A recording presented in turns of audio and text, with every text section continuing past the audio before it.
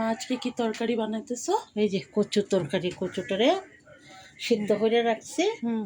এখন এই যে কড়াই গরম হয়ে গেছে, কড়াইতে দিলাম সরষের তেল, তারপরে তেজপাতা, তারপরে ফোড়নে দিব গোটা জিরে,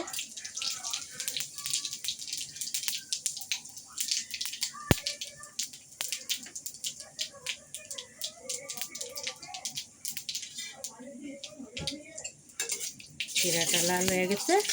এখন কচুটা ছেড়ে দিই। একদম সিম্পল কচুর তরকারি। কচুটা না এত ভালো না, মুড়া কচু একদম আলুর মতন গলে যায়। কচুটা আর গরম দিলে কচু খাওয়া খুবই ভালো। হালকা মশলা টশলা কম দিয়ে হালকা কচুর তরকারি খুব ভালো হয় খেতে।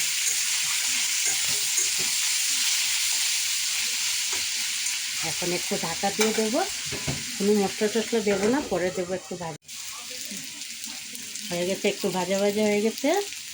এখন একটু হলুদ দিয়ে দেবো, একটু হলুদ দেবো,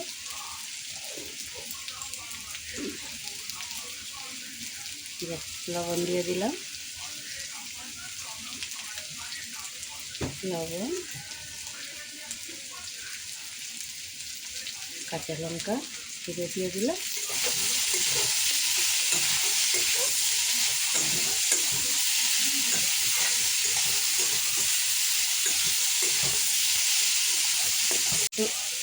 সামান্য একটু জল দিয়ে একটু ঢাকা দিয়ে দিই। একটু ঢাকা দিয়ে দিলাম। 7 মিনিট হয়ে গেছে কচুটা।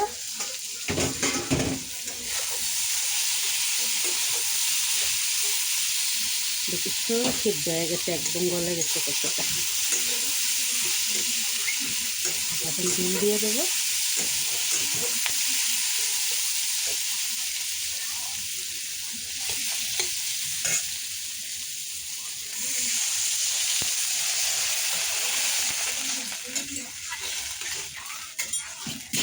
শুধু জিরা সোমবাসার কাঁচা লঙ্কার কি সেন্ট বেরিয়েছে দেখছিস?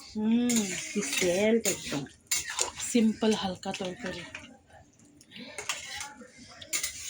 কাঁচা লঙ্কার সেন্ট একদম।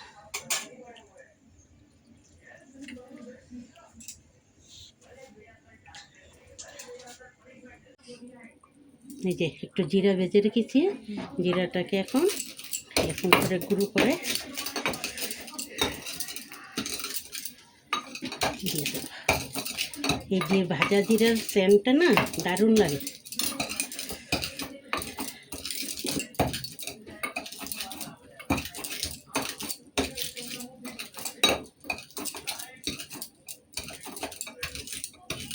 ভাজা জিরার গুঁড়োটা দিয়ে দেবো উপরে ছড়িয়ে।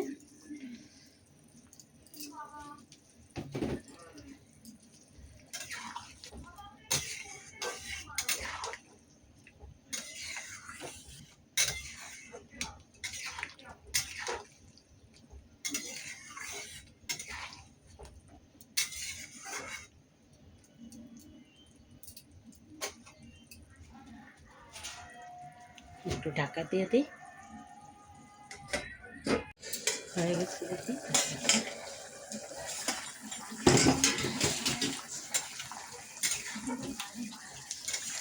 পুরো পনিরের মতো লাগে না?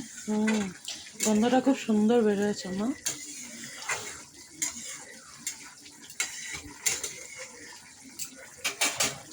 কচুর পাতলা পাতলা ঝোল ভাজা মশলা দিয়ে হয়ে গেল আমার কচুর তরকারি।